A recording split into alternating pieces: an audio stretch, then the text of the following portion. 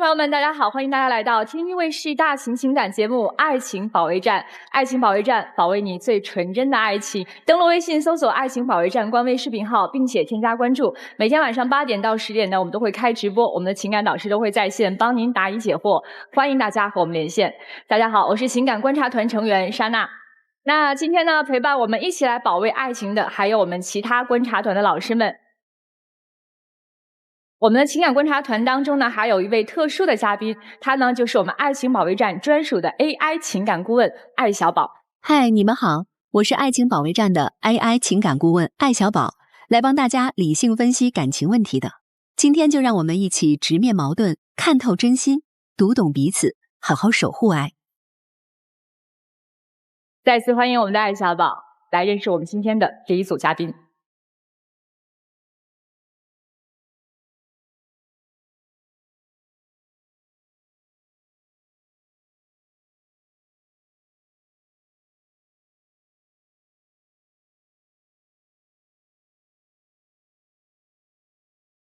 纠结他可以永遠把省錢排在第一位，把我的感受、體面還有儀式感永遠可以被犧牲。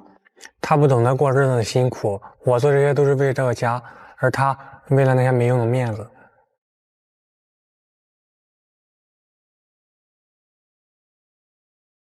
為了省錢，連重要的日子都在敷衍我。我只是想把錢花在刀刃上，我做這些有什麼錯呢？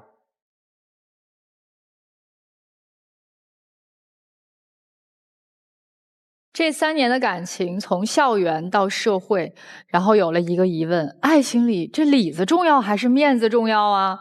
他們之間到底發生了怎樣的故事？我們一起掌聲有請今天的求助嘉賓登場。郭先生，22歲，物流運輸管理；張女士，21歲，美容院前台。二位好，咱們先說說今天來我們節目的核心訴求是啥？就是我覺得我男朋友真的是太摳門了，已經到了一種沒有邊際的地步了，總是拿省錢來敷衍我，對我一點都不上心。哦，你覺得他特摳是吧？對。沙老師不是這樣的，其實我不是真的摳，我只是為了我們以後過得更好，只是該省省該花花。因為我是幹物流的嘛，幹什麼都要核算成本，我只是減輕我們以後的壓力。哎，那你倆剛在一起的時候是啥樣？摳嗎？剛在一起有一點吧，但是也沒有那麼的誇張。其實我們是在學校認識的，在他第一次去約會，因為我兜裡沒有多少錢嘛，但是怕吃太貴的吃不起，吃太便宜的又給他丟面子。當時他就主动跟我說去吃麻辣燙吧，因為當時都是花家裡的錢，就是不想讓他太為難。那個時候是你主动給他省。对，我也比較理解他是什麼心情，給他省點錢。當時我心裡就特別暖心，覺得他是以後能踏實過日子的人啊。那個時候就覺得他踏實過日子，但是慢慢的交往發現不對勁兒是嗎？對，就是我們剛在一起沒多久，我就提出來，要不然我們去遊樂園玩一下吧。我就想和他有一次浪漫的約會，他特別自信就跟我說，我都安排好了，你放心吧，咱這周末就去。到了地方之後，人家說你這個票用不了，你買的是周1到周5那種工作日的票。哦，但讓我特別尷尬，然後最後連門都沒有進去。我提前1個星期在網上看到那個票了，當時有特價票，我尋思就正好趁他過生日的時候我也買一張。但到了之後，那個檢票員說那個票節假日不能用，本身票價就100多塊錢，然後還要讓添100多塊錢，我感覺就特別不值當的。當时我就給他說，要不然你就自己進去。我自己玩和咱倆玩能一樣嗎？我要的是一場浪漫的約會，你總是把省錢放在第一位，就因為幾十塊錢而忽略我的感受。但加那些錢能夠我打1個星期的零工了。咱這個錢還會再回來，但是咱們去都去了，我只能看到人家在裡邊玩，我連門都沒有進去。你知道我當時是什麼心情嗎？當時我們不是也聽見裡面歡聲笑語了嗎？我們能看到裡面那些有的設施嗎？又貴又危險。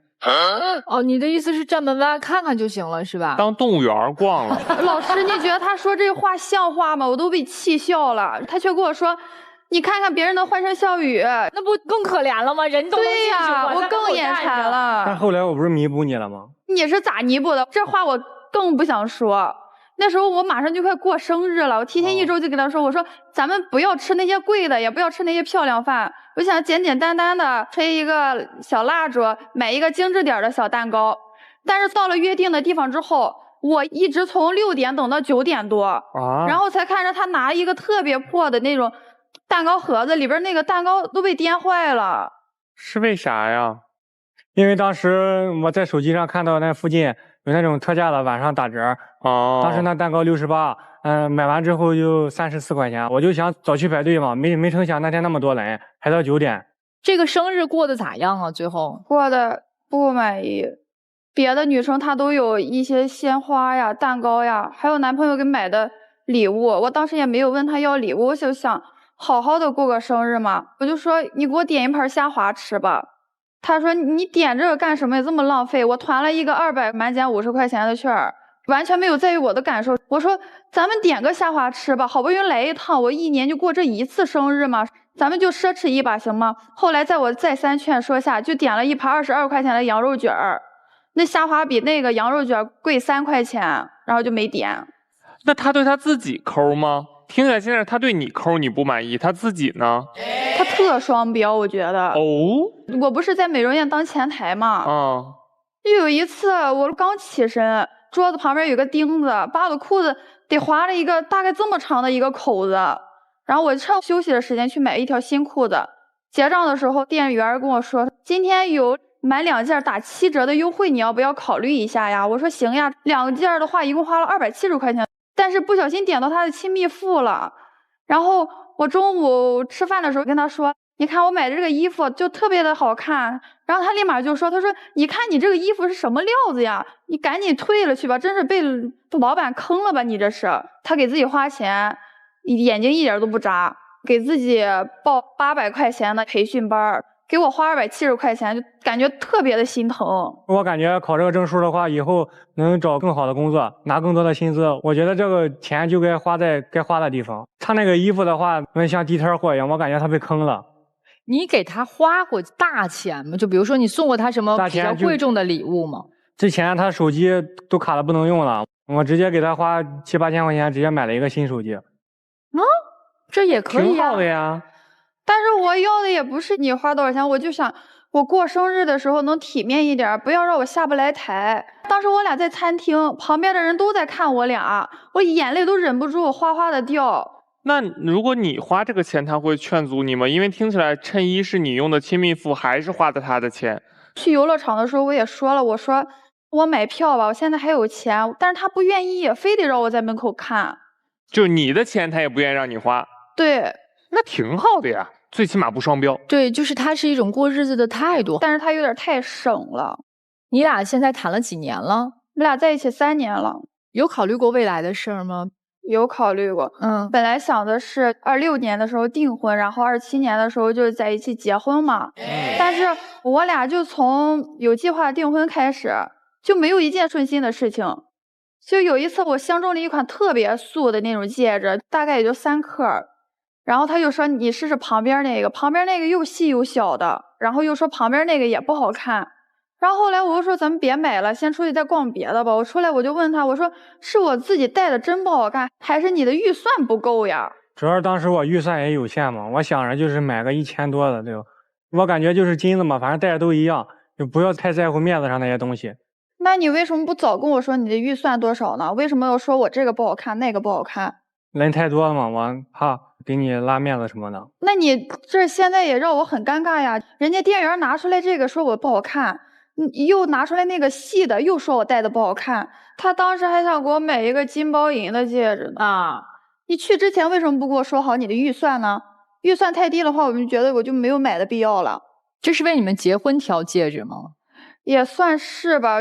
訂婚之前嘛，我們就想先買一個小戒指，想有個儀式。對，那這不是亂花吧？這不是對呀，結婚就這一次嗎？當時我覺得反正就是省下來的錢，以後我們能用在別的地方。結完婚生孩子的時候，你看要買尿布什麼的，還要買很多東西。如果是男孩的話，以後還得給他攢彩禮，女孩還得給他攢嫁妝。你們倆還有什麼不一致的？你不是說開始就沒有一件順的嗎？我說等咱們結婚領證那一天，多麼重要的一個日子呀！咱們也找個跟拍，就拍那種最基礎的那種就行，他說不願意。其實那個最基礎的好像也就300塊錢左右吧。我朋友就發朋友圈就领证了，然後找了一个跟拍，別人有的為什麼我不能有呢？其實這些事兒還都沒發生呢，對吧？就只是在探討階段就已經發生了意見的分歧了。領證啊，什麼戒指啊，什麼這些事兒都卡殼了，這還沒說到買房的事兒。我感覺買房子的話，那種二手的，可能離學校遠一點，離市區遠一點。但我覺得，為了我們以後壓力小一點，能省省。你知道他帶我看的是哪一種小區嗎？又破又老，還有小，就幾十平的房子，還沒有電梯，都是步梯。我們爬到5層，我就納悶，我說中介怎麼領我們看這種房子呀？後來我就問中介，他說我男朋友要求就是這樣的，能有個婚房就行。寧願我現在多帶一點，我也不想住那種房子。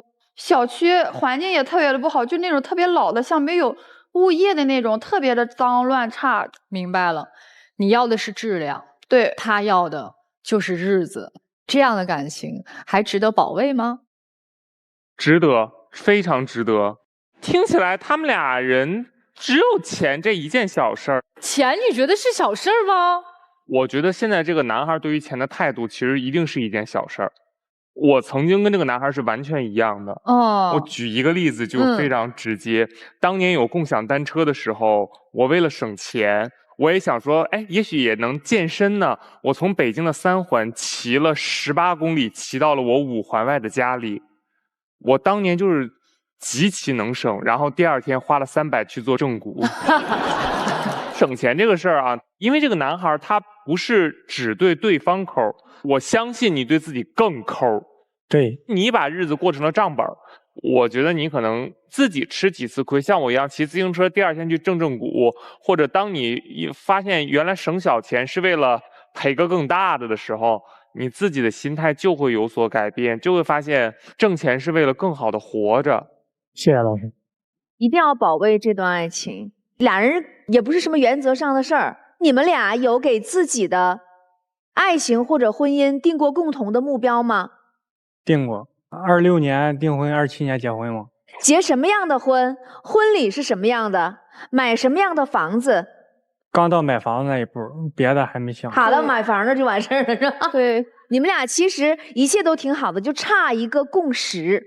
你說買老破小，我說按揭買個新的，買個筆記本，優點是什麼？缺點是什麼？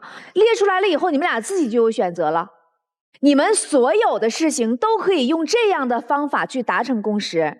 這個本兒你們可能一直會留到你們60歲了，拿出來你看，我們這輩子達成了多少共識？這個就是越來越好。我保衛你們的愛情，你們會越過越好的。胡老師，我覺得還是中立。保衛的那部分是因為他們在一起這麼長時間，還能夠站在這裡很好的交流，說明你們之間的矛盾不深。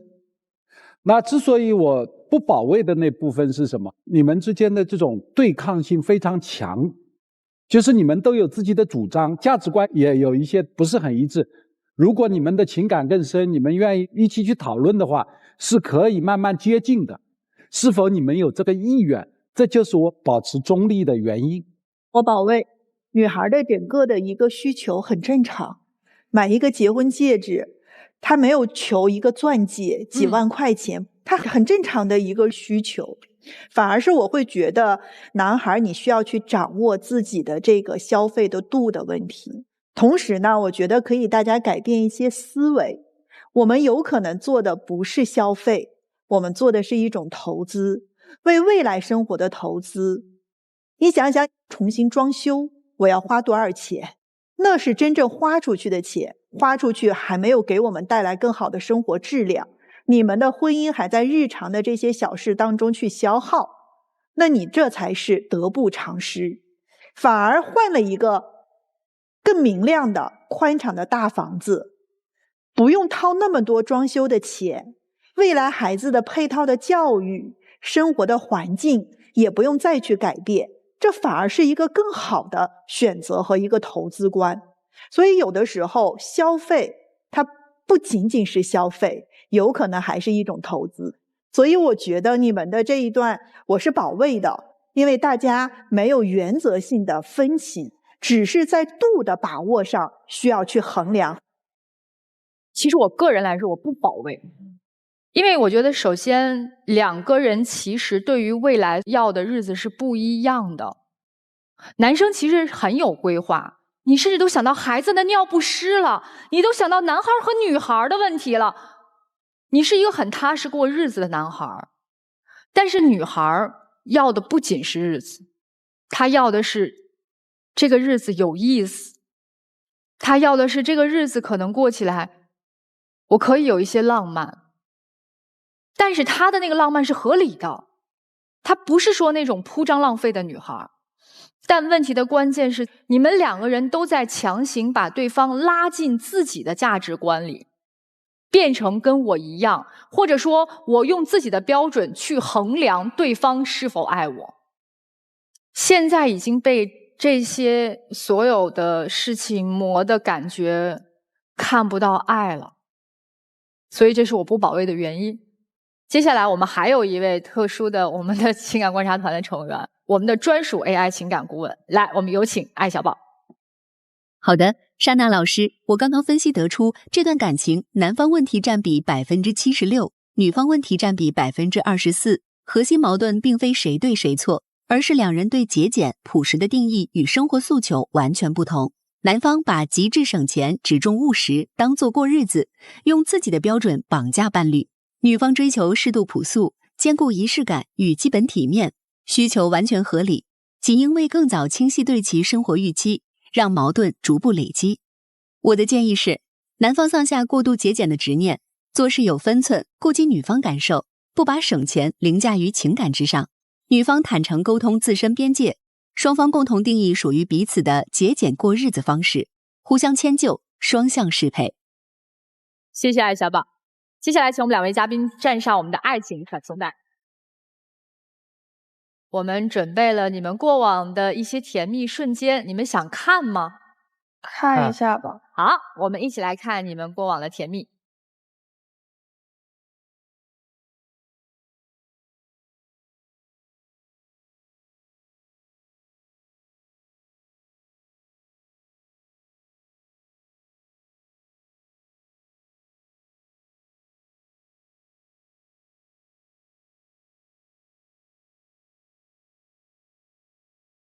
美好發生，怎能不看？對不起，以後我不會對你再摳門了，我以後好好對你。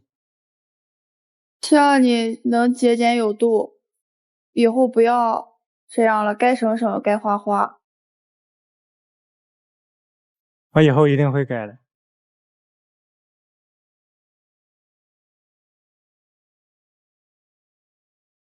如果選擇給彼此機會的話，就可以重新回到我們的舞台上哈。看看他們兩個人怎麼選擇吧。3、2、1，請開門。他們應該會出來。對，應該會出來。啊？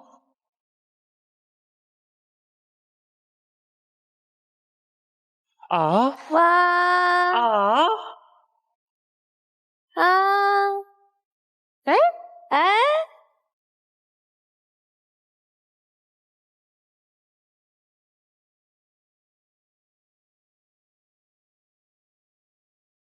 也能理解。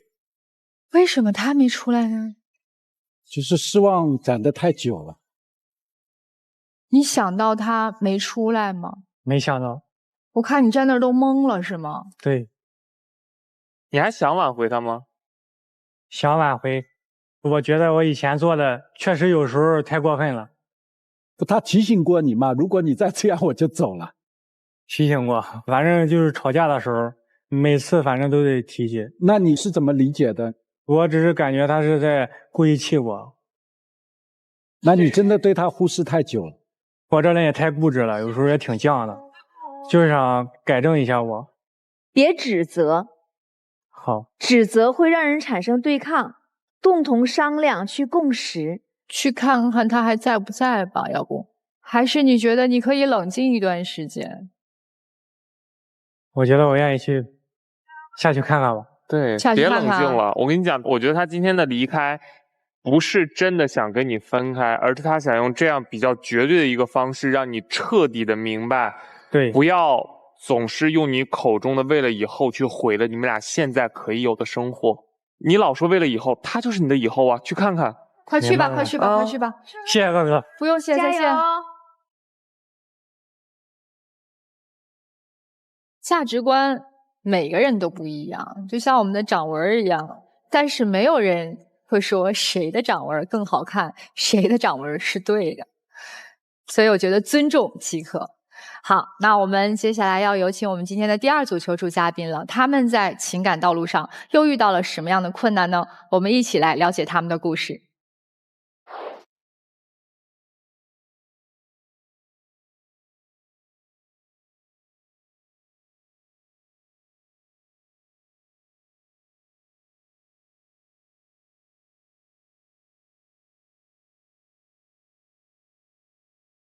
這段感情付出了很多的青春，結果我得到的就是一些敷衍和一些不重視。我跟他在一起這6年，我只是想安安穩穩的跟他在一起過日子。我不明白為什麼就是到結婚的時候了，他跟我說要分手。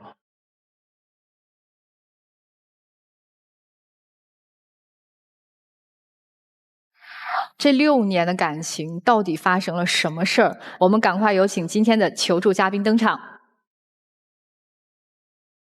孟先生24歲，待業；張女士25歲，室內設計師。歡迎你們啊！先來說一下今天的核心訴求是什麼？我是來求復合的。我們在一起6年了，從我大2開始，就是分分合合，一直到現在，就是特別不容易。我父母也一直在催婚嘛，但是一說到結婚，他就跟我說分手了，我也搞不懂為什麼。你自己不知道為什麼？你每次都來問我為什麼，你自己心裡不清楚嗎？為啥呀？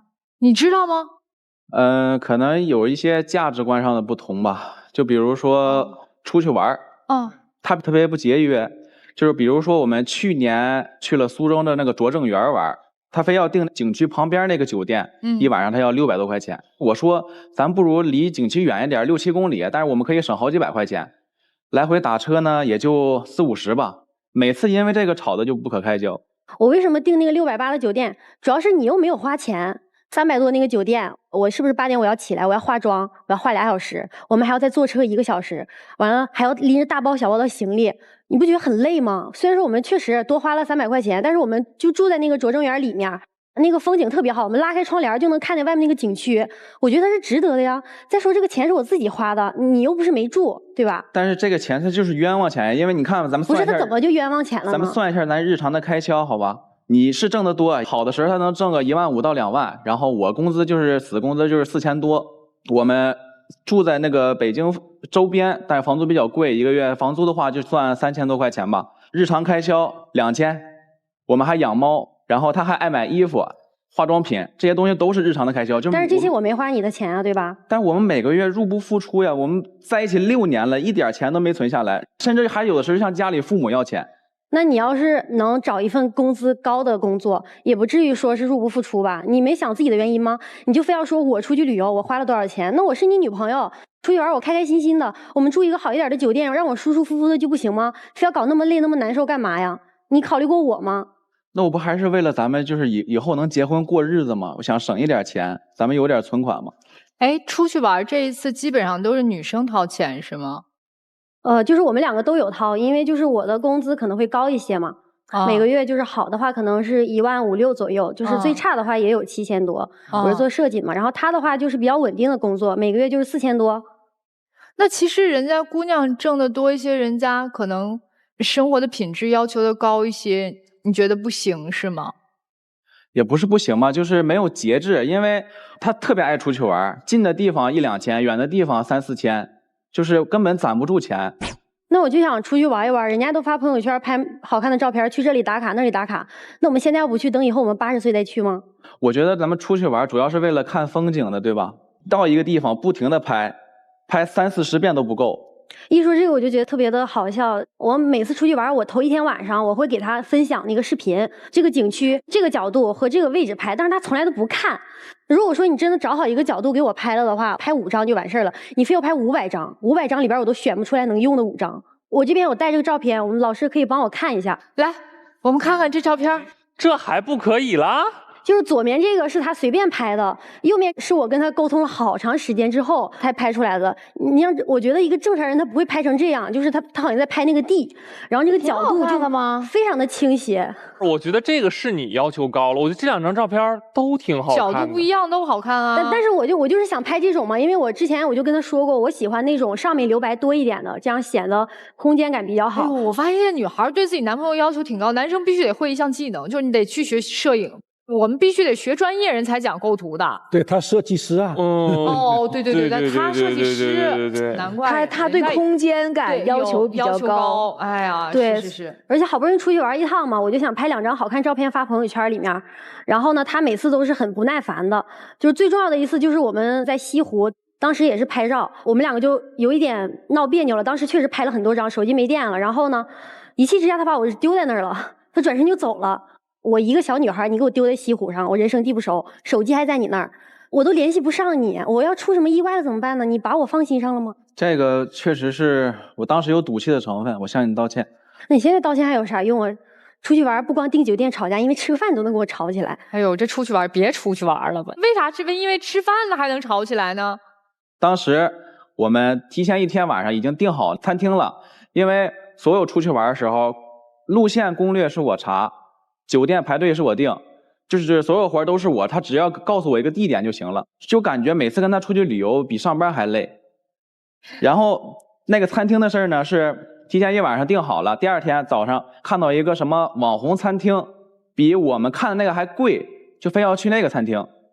然後因為沒有提前預約嘛，我們就得過去排隊，就是他在酒店提前化妝，讓我提前過去排隊去。等他到了之後，發現還沒排到我們，前面還有好幾桌，開始生氣。那你說我們是提前晚上訂好了那個飯店，對吧？但是我們又沒有吃，又沒花錢，我為什麼不能換呢？因為我朋友他們去了那個蘇州那邊，他們全都去那個餐廳打卡呀。就是那個餐廳裡面還有那種人穿着古裝的衣服跳舞，然後還有那種假山，然後有那種小湖水，就是特別特別有意境，全都是那種蘇州園林的風格，特別好看。我朋友分享給我了，我就想去，那難道不行嗎？就改一個餐廳就不行嗎？最後去了嗎？去了，最後還是去了。去了，但是去那兒也不開心，是不？對，就對，你要是剛開始你就答應好了，那我們就去吧，是不是就好了？你非要跟我大吵一架之後我們再去，每次都是這樣啊。哎，小哥，你今天來這裡是幹嘛？是求復合是吧？對，想求復合的。那你一天到晚在指責他，你的女朋友幹嘛？你不對呀，這個事情對不對？都求復合了，還掰扯呢。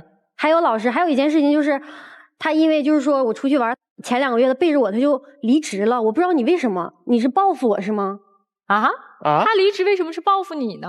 這個我也是因為跟他賭氣，但是並不是想報復你，因為我這離職了，我就沒有收入了，他就可以少出去旅幾次遊了。但確實事實也是啊，這2個月你都沒怎麼出去玩過呀。我不出去玩不是因為你離職了，你知道嗎？我這2個月工作忙，我開的工資也不少，我想出去就出去了。又不是因為你，那你這不就是在報復我嗎？啊，我離職了，我看你還怎麼出去？哎呦，你要限制他出去玩，所以你就把工作辭了。對，我就覺得沒有。那你離職在家幹啥呀？多無聊啊！每天就在家打遊戲啊。我有的時候可能做設計，有的時候會熬夜到2、3點才到家嘛。到家之後連一口飯也沒有，然後我們還養了很多的貓，屋子裡面特別髒嘛。然後他也不收拾，在家裡面除了這個打遊戲，就是玩手機、刷視頻，大概得有持續了這樣得有1個星期吧。屋裡面實在是看不下去了，就是那個碗堆在那個廚房都已經發毛了，他那個垃圾桶裡面又吃的外賣，滿地都是垃圾，真的那個屋子裡面就像垃圾場一樣，我真的是受不了。我也是因為很生氣，我就不收拾，你都不收拾，我憑什麼去收拾呢？然後實在不行了，然後到最後我們2個花200塊錢找了一個保潔，然後才去收拾。哎呦，還槓上了。對，槓上，你不收拾我也不幹啊！我現在腦子一直在停留在他辭職的這件事兒上呢。你是被開了吧？沒有，這自己主動提的。工作調動不滿意？也沒有吧。跟同事吵架了？這個也沒有，那个同事跟領導鬧別扭了，就純粹不想工作了。對，就純粹不想了。我不上班，我看你怎麼旅遊。我還想替他找不呢，我就覺得可能是不是有什麼難言之隱，辭職了，對吧？所以我就想，我說我替他找不吧。他就是想氣我，所以才這樣的。關鍵還有一個問題，你辭職了，你沒收入了呀，對不？對，老師他不光沒收入，我那天就看他的遊戲賬號嘛，我發現他就這麼長時間斷斷續續在裡面有充了2、3千塊錢。你為什麼說我出去旅遊我花那個錢不可以？你為什麼要充遊戲呢？旅遊是你的愛好，打遊戲也是我的愛好呀。那我出去旅遊，咱倆是不是都享受了？餐廳你吃沒吃？酒店你住沒住？你遊戲我能玩着嗎？問得好。現在他失業了以後，他有問你要過錢嗎？那沒有。那他家裡花什麼呢？花銷呢？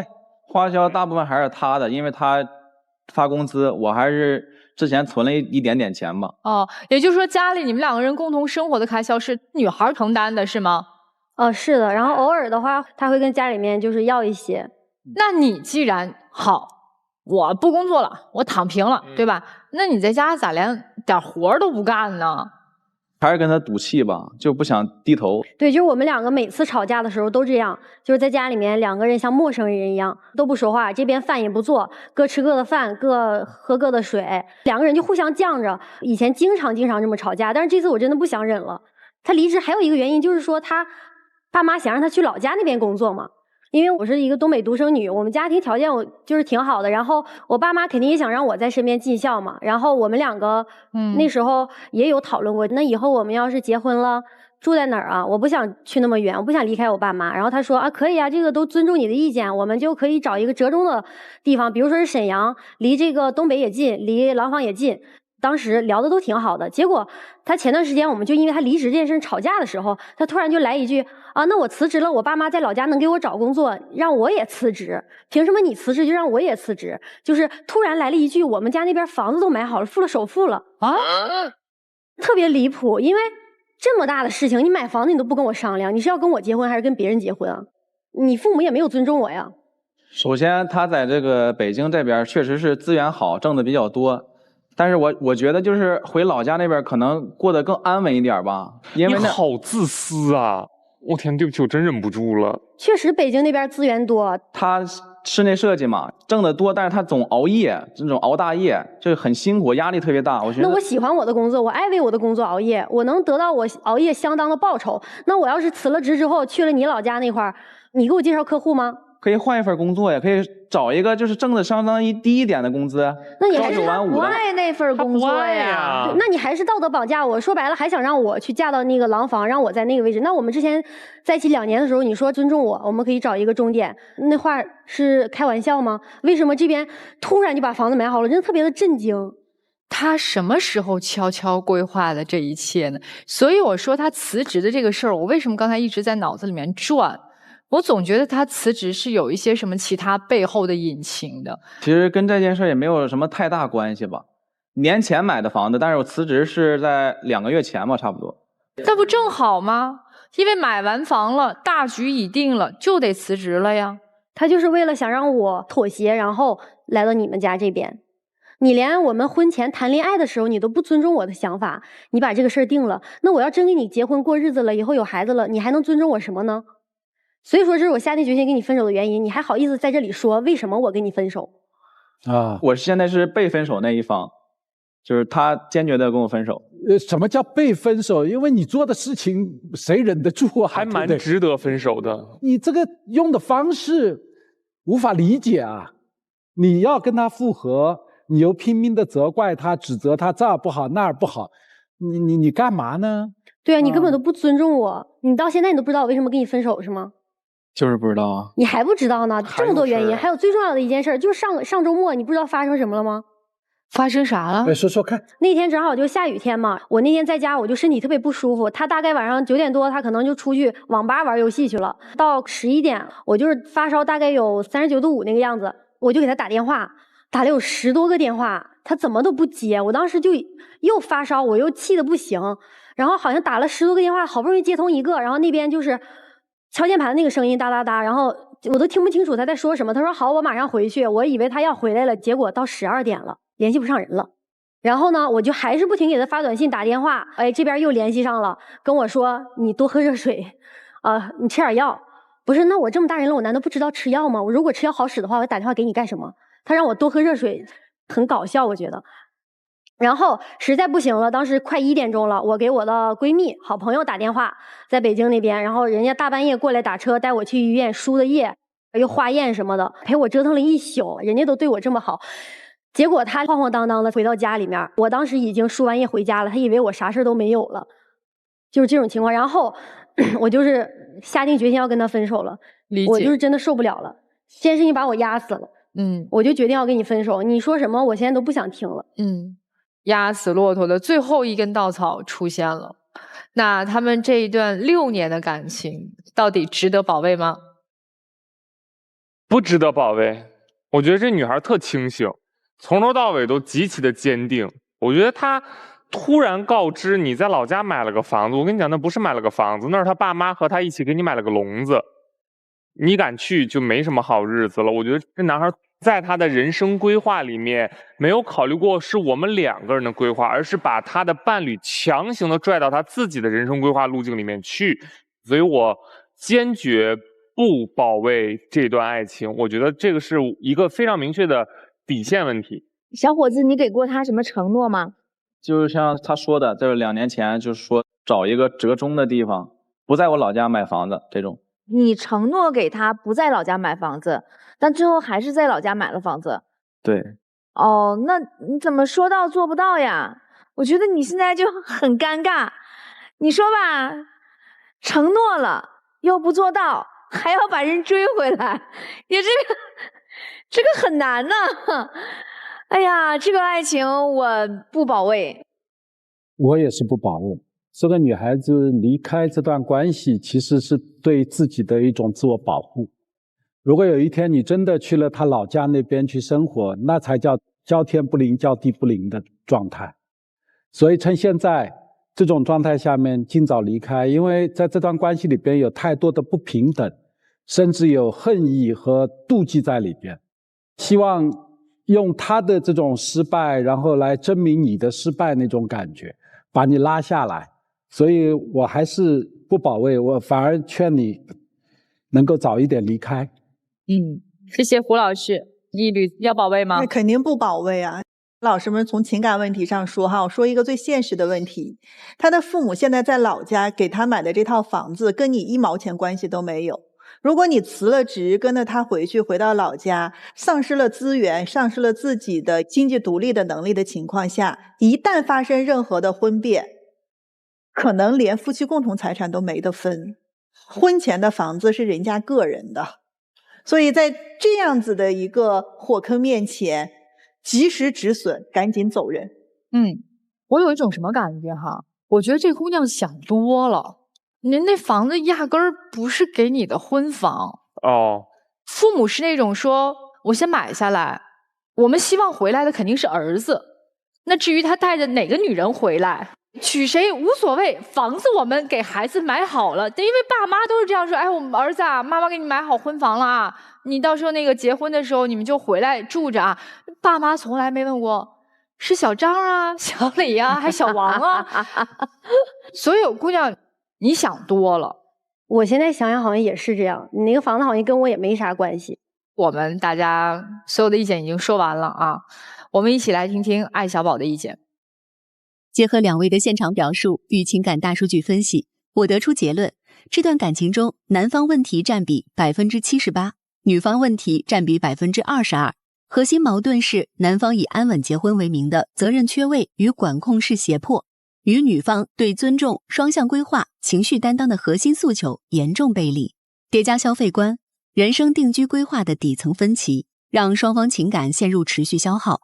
男方遇事習慣用冷戰、擺爛、賭氣裸辭逃避矛盾，雙標苛責女方合理消費，單方面規劃婚姻卻無視女方職業與原生家庭訴求，毫無匹配婚姻的擔當。女方經濟獨立，有清晰規劃，但缺乏有效雙向溝通，困於情感沉沒成本，反覆內耗。愛情的底線是擔當，親密關係的根基是雙向奔赴。建議男方1個月內落實職業規劃及家庭規劃，女方設3個月考察期，若男方無法兌現承諾，及時止損。接下來，請2位站上我們的愛情傳送帶。還要看以前的照片嗎？我覺得不用看了，我不想看了。你呢？我尊重他吧。好的，那我們過去的這些甜蜜就不看了。你看你60秒要說啥？美好發生，怎能不看？我不應該這麼自私的。我回去可以跟我爸媽商量，把老家的房子賣掉，我們重新規劃一下我們未來的人生。求你再給我一次機會，可以嗎？我以後會多多照顧你的感受。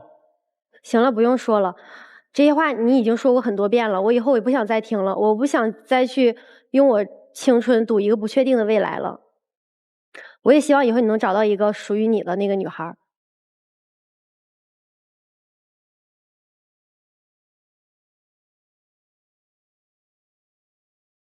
好，时间到，請先回到門後。還想給彼此一個機會，可以重新回到舞台上。2扇門背後到底還有沒有人？來吧，3、2、1，請開門。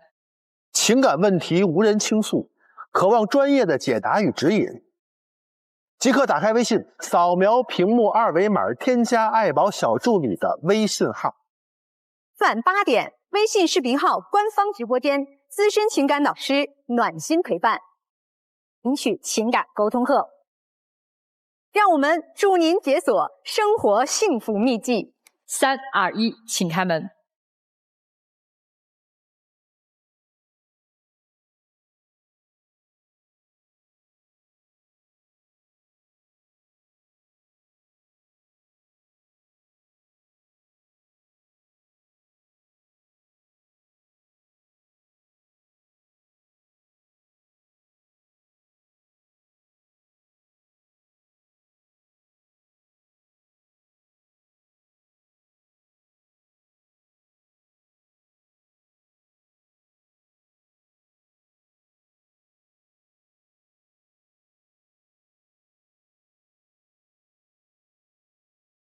唉，你現在還有什麼想跟他說的話嗎？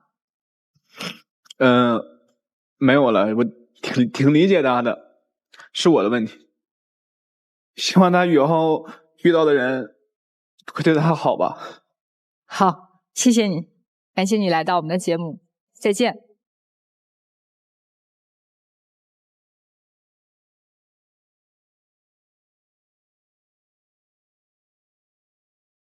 希望所有面對感情的人，大家都能夠真誠以待。情感問題無人傾訴，渴望專業的解答與指引。即刻打開微信，掃描屏幕2維碼，添加愛寶小助理的微信號。晚8點，微信視頻號官方直播間，資深情感導師暖心陪伴，領取情感溝通課。讓我們祝您解鎖生活幸福祕技。登錄微信搜索愛情保衛戰官微視頻號，並且呢添加關注。每天晚上8點到10點我們都會開直播，我們的情感導師都會在線幫您答疑解惑，歡迎大家和我們連線。有情感困惑的觀眾朋友們，登錄微信搜索愛情保衛戰官微的視頻號或者公眾號，跟我們取得聯繫就可以了。我們不收取任何的報名費，小心被騙。愛情保衛戰，保衛你最純真的愛情。我們下期節目再見。